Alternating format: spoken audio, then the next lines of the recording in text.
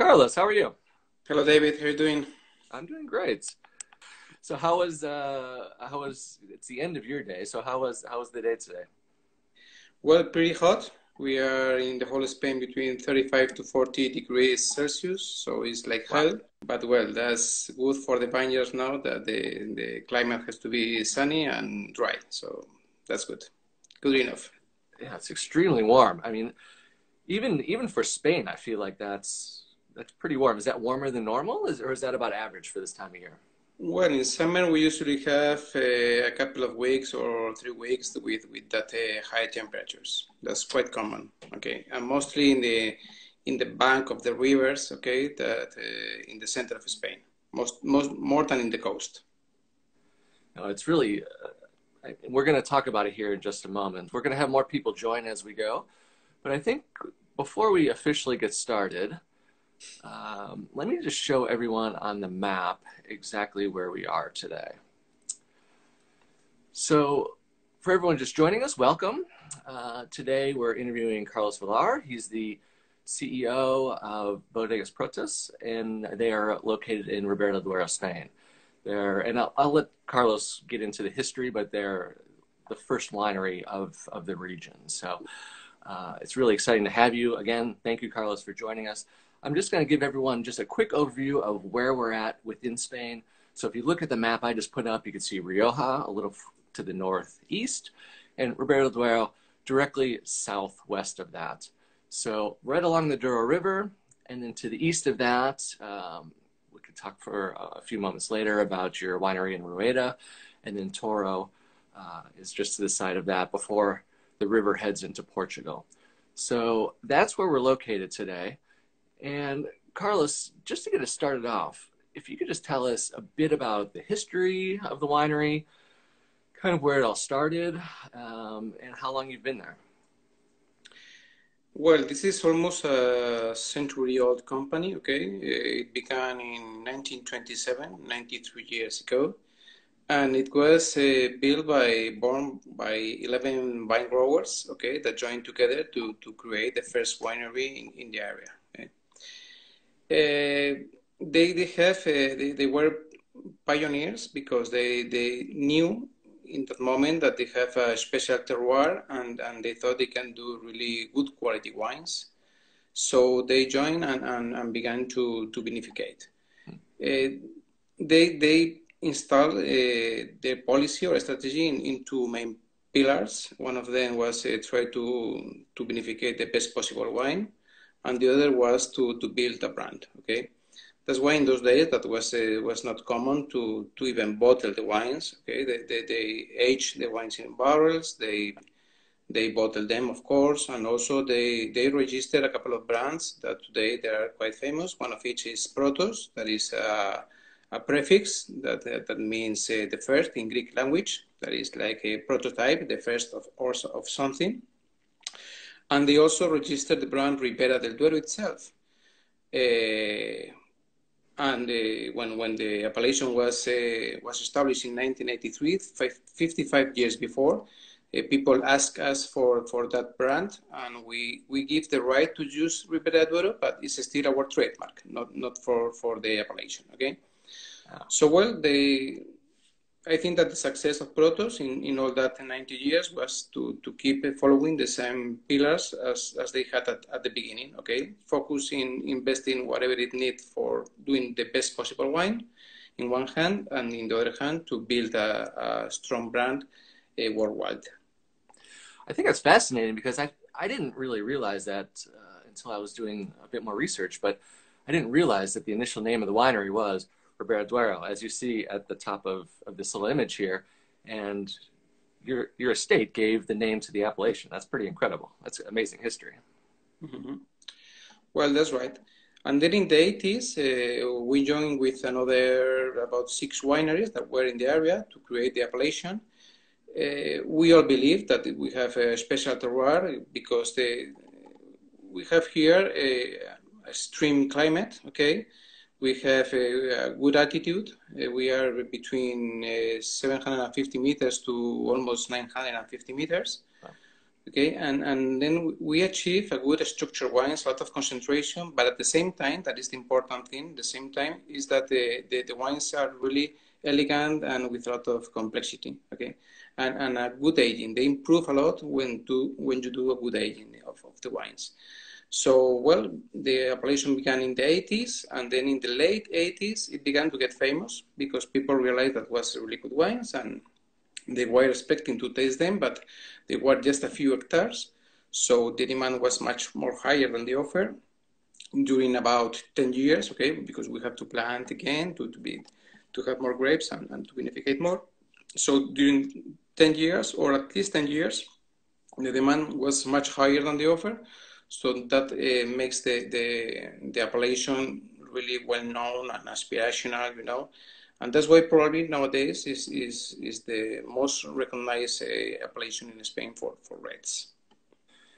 So yeah, it's fascinating history, and it's so exciting that we have and been distributing. We have a long history of working with Protos and distributing your wines throughout New York and the country. So it's really great to hear the history and the complexities there. I think this is a good point. Let's talk just for if you could tell us just a few moments. How is compare Ribera del Duero to your neighbors, to Rioja, to Toro? How's the climate different? What's the results of the wines? What grapes are you using primarily? Let's start with the comparing and contrasting a bit. Okay, the grapes are the variety is quite similar. Okay, it's the Tempranillo. In Toro is called Tinta de Toro, and in Ribera del Duero is called Tinto Fino or Tempranillo, and Rioja is called Tempranillo. But there are different clones. The clone is the plant that has been evolving during many years to a typical terroir, a typical climate. Okay, so finally there is the same root of the variety, but finally there are slight differences between them. The main difference is that in Ribera del Duero we are in a higher altitude than in Rioja, and much more higher than in Toro.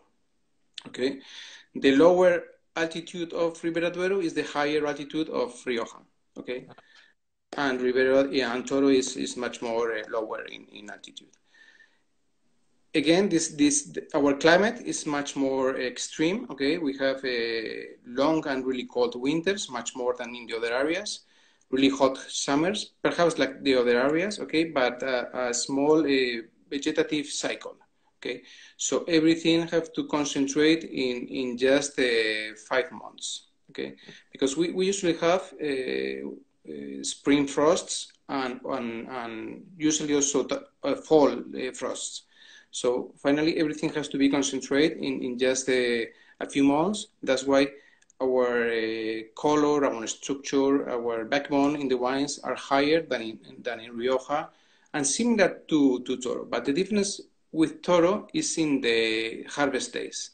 Okay, during harvest, we have a big gap temperature between the day and the night. We'll be in about 30-35 degrees during the day. It can drop down to 7 degrees during the night. Wow. So the mature of the ripeness go really slowly, and the wines are all the time very balanced between the acidity and the alcohol. Toro is more sunny, is more in the west, is lower in altitude, so the nights and the days are warmer. So finally the ripeness go really fast, and it's easy that they lose a lot of acidity, and that matters when you want to age the wine for longer and have better wines with old vintages. Okay, so these are the main difference.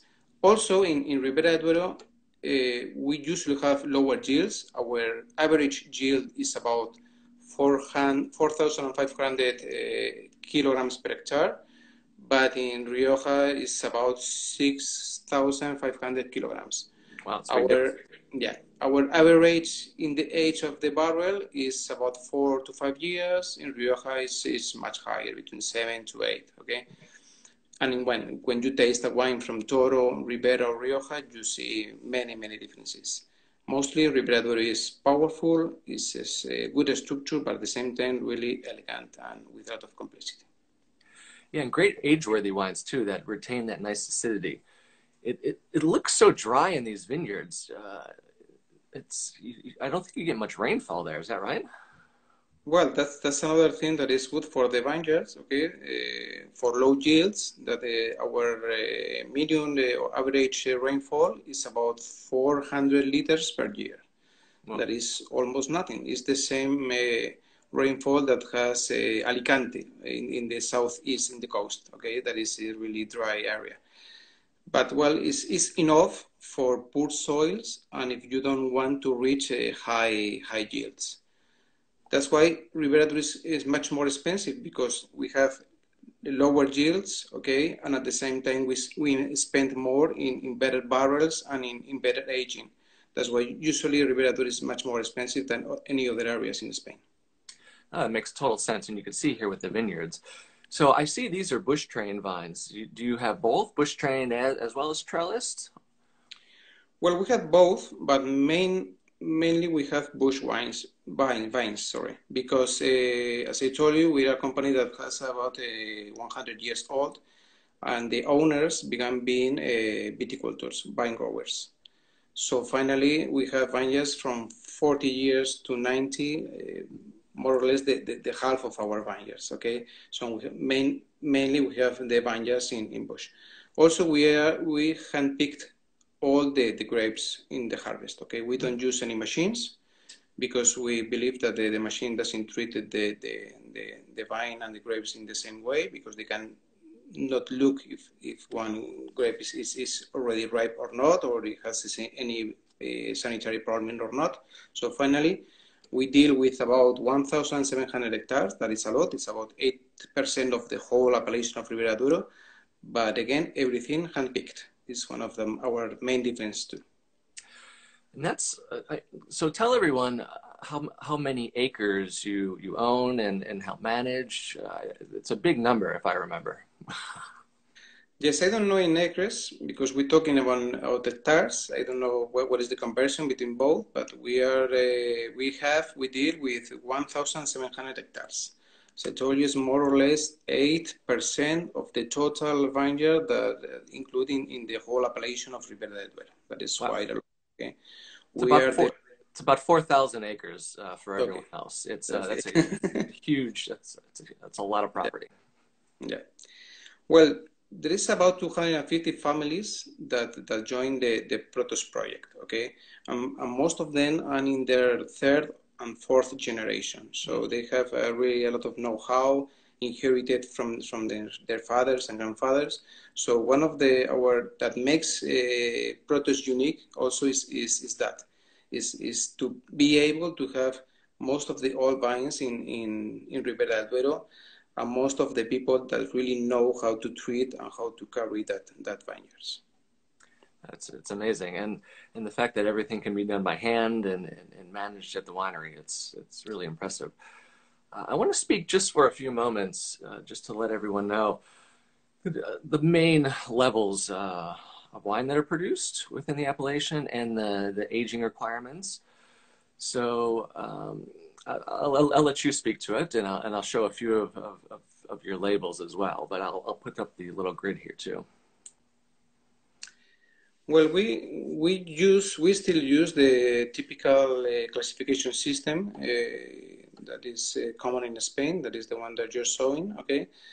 But the thing is that as we go for lower yields, we usually do more aging in our wines than the minimum requirement of the appellation Ribera del Duero.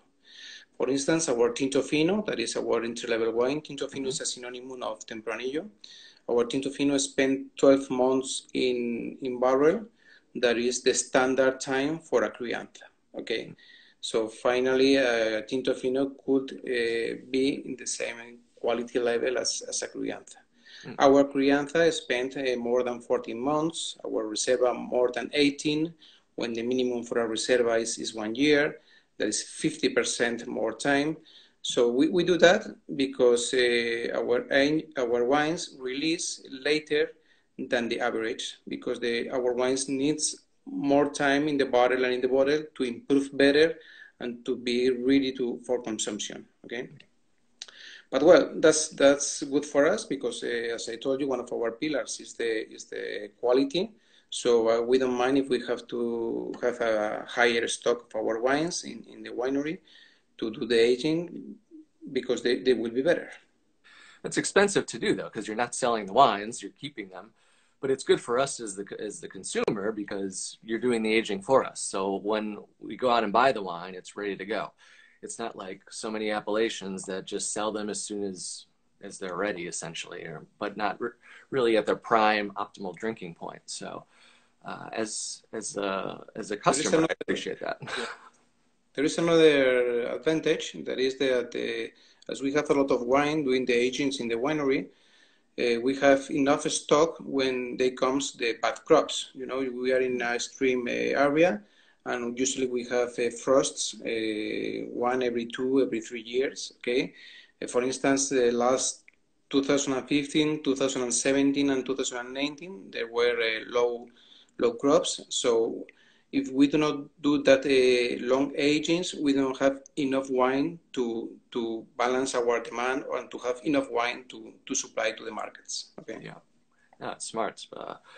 So we can't go any further, I don't think, without speaking about the beauty of this winery. So tell us just a bit about it because it's so striking compared to the landscape around it. Well, our first winery is the one that you showed at the beginning, that is from the 20s, okay? Mm-hmm. We were vinificating there until last year, okay? Changing everything inside, but we were using it until last year. Nowadays, we are going to put it in a museum or something like that to be visited. And we have another winery in the area of Burgos, okay? Because there are two good terroirs in Ribera del Duero. One is in Valladolid. Valladolid, the soils are more poor. There are more sand and limestone at the bottom. And in Burgos, there is more clay, okay? So Valladolid is more elegance in the wines, but at the same time, Burgos has more potential and structure and acidity. So the blend of both makes the wines better. So we have another winery in Burgos, and that's the wine that you are showing now is the winery that we have in Peñafiel.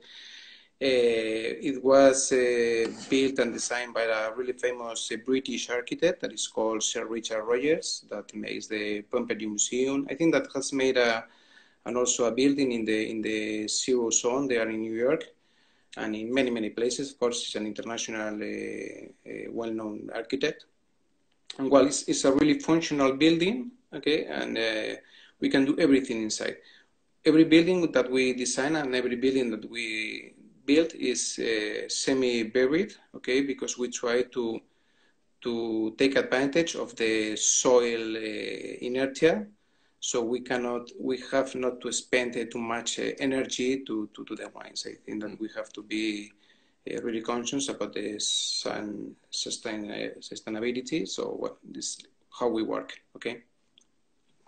So tell us just a bit about the castle at the top of the hill and what's the history there? Well, it's a medieval castle, okay? In terms of the Reconquista, when the Arabs were in Spain, the Arabs, you know, that came to Spain in the, I can't remember, but I think that is in the 300 after Christ, and they goes up until the 700, okay? And then in Spain, we began to fight against them, and they began to get down in our country to the south until they reached the Douro River, okay? The Douro River is a big river, is where Ribera del Duero is. And they were there for many years, and we were fighting against them for many years, but no one gets up, no one gets down in the country. So finally, there were many castles, okay, in that area, close to the Douro River. There are many castles that were for defensive purposes and also for trying to attack the lines of the Arabs. Okay, so this is a medieval castle. It's from the 14th century. Below the castle, we have about 2 kilometers of underground galleries. That is the entrance. So there we have the first barrels that we had in the company. Have in mind that all the wineries, the ancient wineries, all of them needs to have caves because it was the only way to produce wine, to age the wine. Okay, in those days there were not any air condition. There were not any humidity systems, so the only natural way to vinificate and to age the wines were below the surface. So we still use it. We still use that 2,000 square meters, and it's something special for the people that visit us, that could walk around all these galleries, and it's really impressive.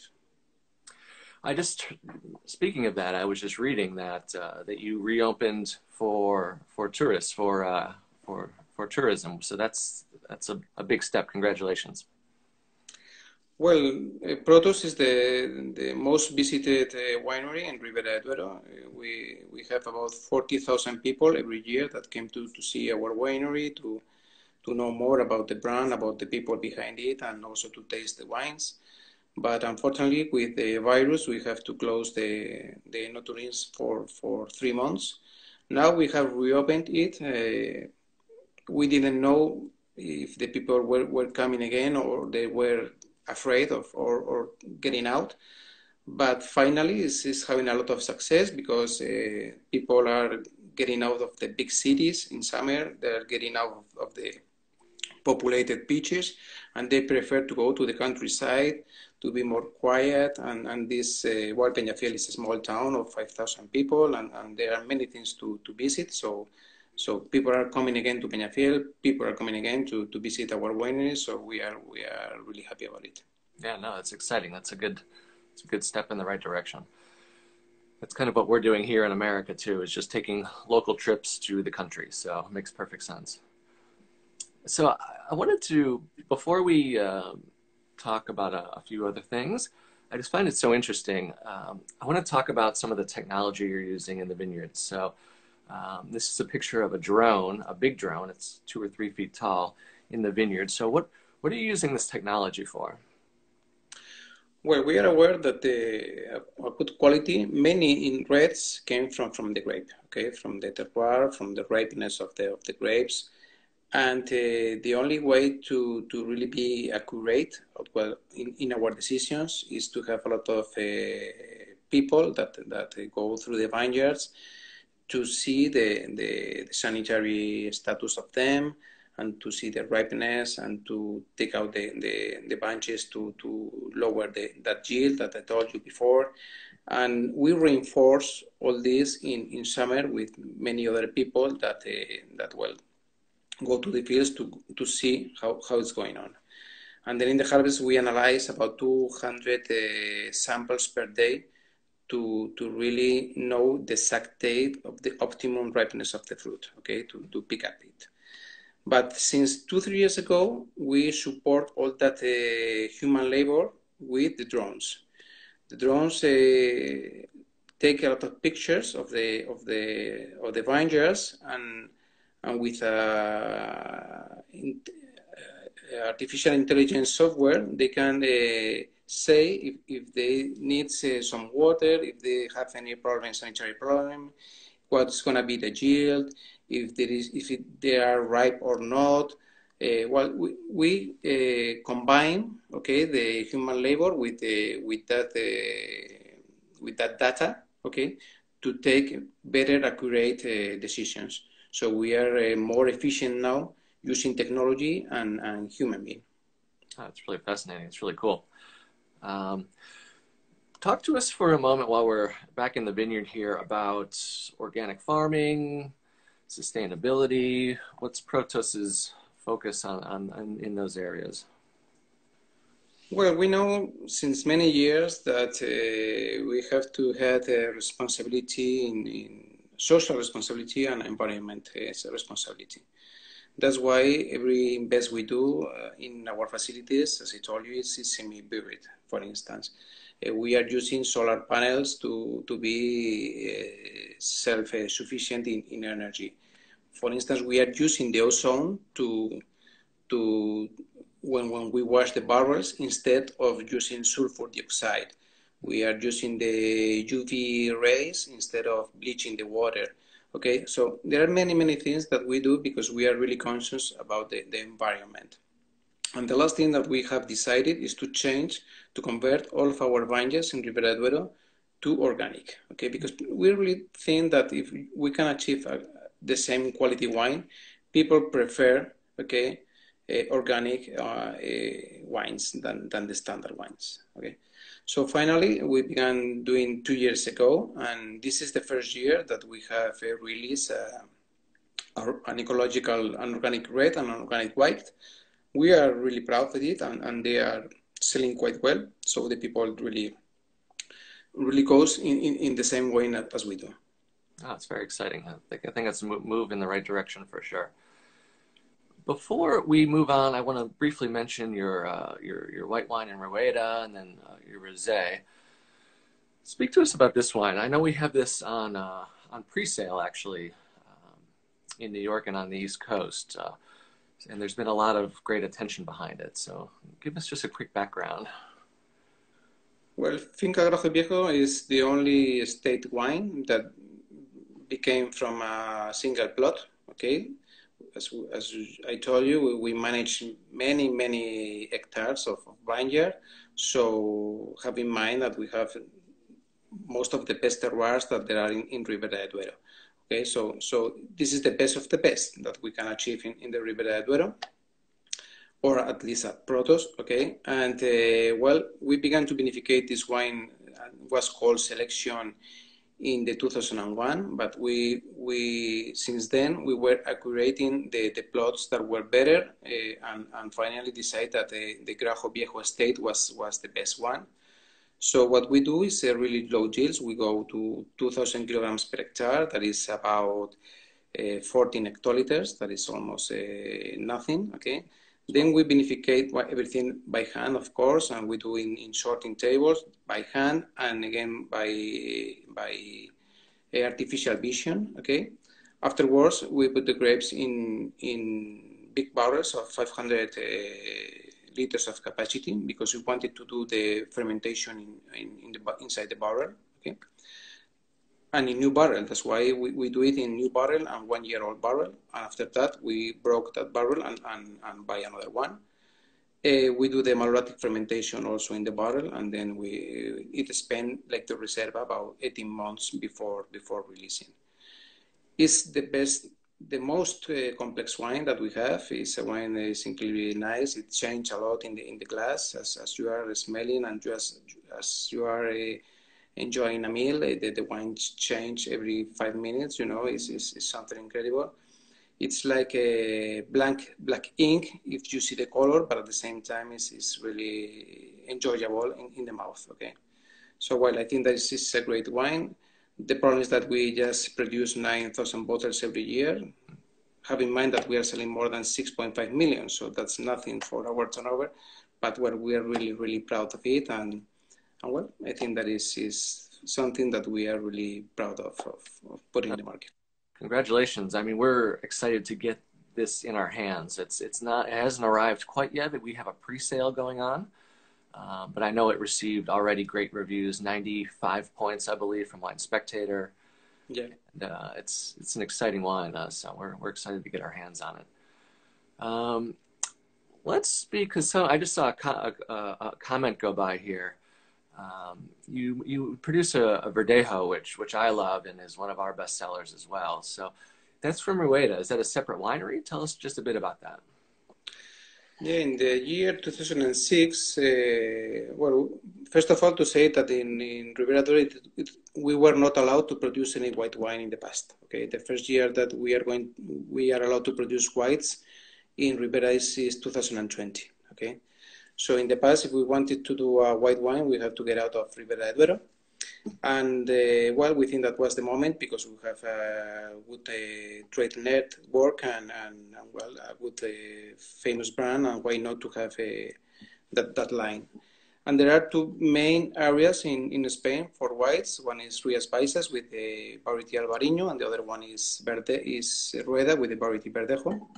And we decided finally for Verdejo, because we really believe that it was a great wine. It was totally different what you can find everywhere. It's an indigenous variety from Spain.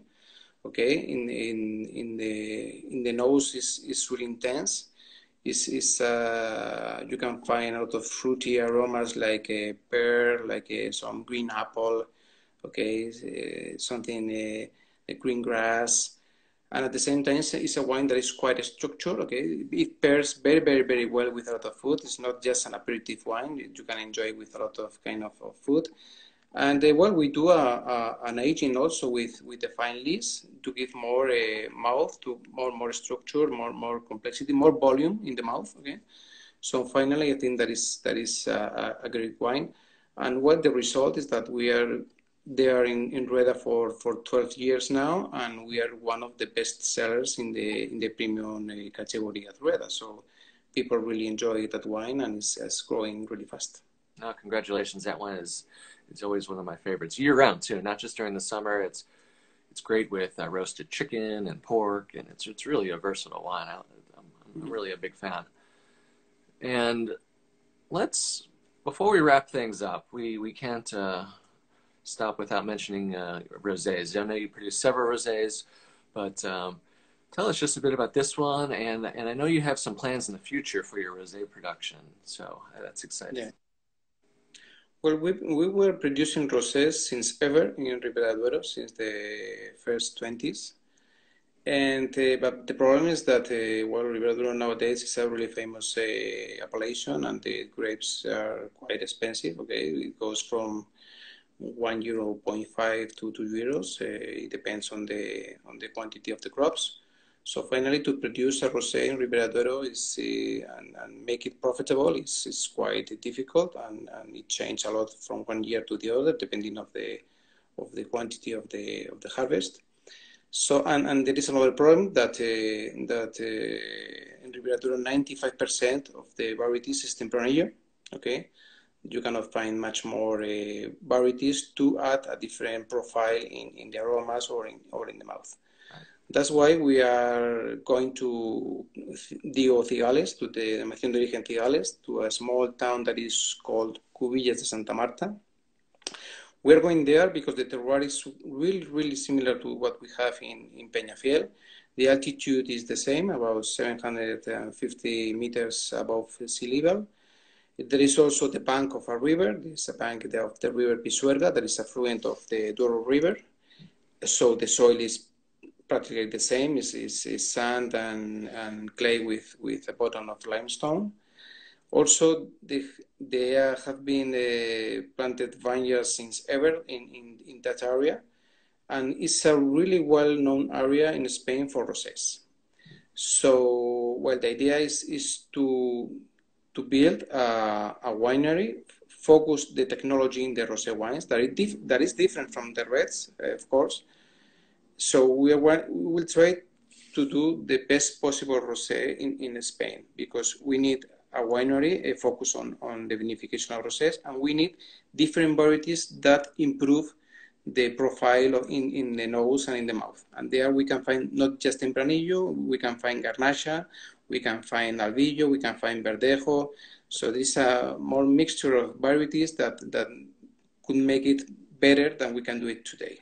That's why we're moving into Cubillas de Santa Marta. We are going to still producing this kind of wine that is a Provence style, okay, more pale, but at the same time, really enjoyable at the nose, really fruity, and then quite structured. You see the color, and you are not expecting to drink that kind of wine. Right. Oh, it's impressive. So, 2 wineries within Ribera del Duero, a winery just dedicated to white wine in Rueda, and now a winery dedicated to just rosé in Cigales. So it's impressive. You guys are really on top. It's exciting to work with you, and it's keep up the great work. But that's just the beginning, because the stockholders really invest 85% of our profits. So finally, Protos is always investing and always going forward. So I think that we are just in the middle of our way. No, it's exciting. You have an amazing history in it seems like you said, it's just the beginning. So, well, I think we're about out of time, but I just want to thank you again, Carlos. It was really educational, even though I've known your wines. I used to sell retail for 15 years before I started working with Touton, and I didn't know half of what we spoke about before we started. So thank you so much for sharing all the information. Protos they're just, in my opinion, the best in the appellation. So keep up the great work, and good luck with the 2020 vintage. How's it shaping up just before we sign off? Well, it comes good vintage in terms of quantity and quality. We need that because we have had a really low yields harvest in the past. But at the same time, with the thing of the virus, most of the wineries are full with the wine that they didn't sell in this month. So I don't really know how it will develop. So we all expect it to be in a new normality to finally fight and win that virus and begin to live in a normal way. Yeah, exactly. All right. Well, I hope the second half of 2020 is better than the first for all of us. And I don't think we'll be coming to see you this year, but hopefully next year we'll see you in person in the vineyards. So thank you so much again. Have a great afternoon, and we'll speak to you soon. Thanks again, Carlos. Thank you to you, David. Thank you to Monsieur Touton for being a really good partner for us in the United States. And well, thank you for all the viewers that have come to see this interview. Of course, definitely. Thank you. Until next time, I'll sign off for now. Thanks again. Have a great rest of your evening. Thank you.